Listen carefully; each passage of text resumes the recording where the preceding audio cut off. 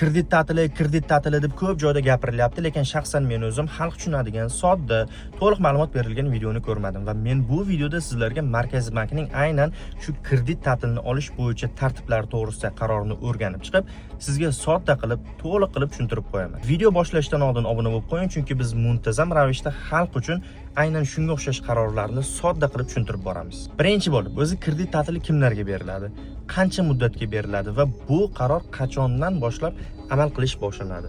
To'liq tushuntiraman. E'tibor bering. Birinchisi, fuqaro 2 oydan ortiq mehnatga layoqatsiz bo'lib qolsa, ya'ni ko'p hollarda sog'liq bilan bog'liq og'ir vaziyatlar yuzaga kelsa.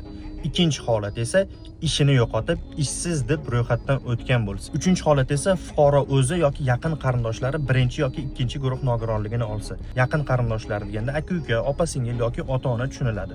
Aynan shu holatlarda ham kredit ta'tilini olish mumkin. To'rtinchi holat esa fuqaro homiladorlik yoki farzand tarbiyasi uchun ta'tilga chiqqan bo'lsa va so'nggi holat esa kutilmagan og'ir vaziyatlar hayotida yuz bergan bo'lsa, bu holatlarda ham kredit ta'tili ajratish uchun asos bo'ladi. Yuqorida sanab o'tilgan holatlar asosli bo'lishi uchun va sizga kredit ta'tili ajratilishi uchun yuqorida sanab o'tilgan holatlarning barchasi hujjat ko'rinishida tasdiqlangan bo'lishi kerak va undan so'ng siz kredit ta'tilini olishingiz mumkin.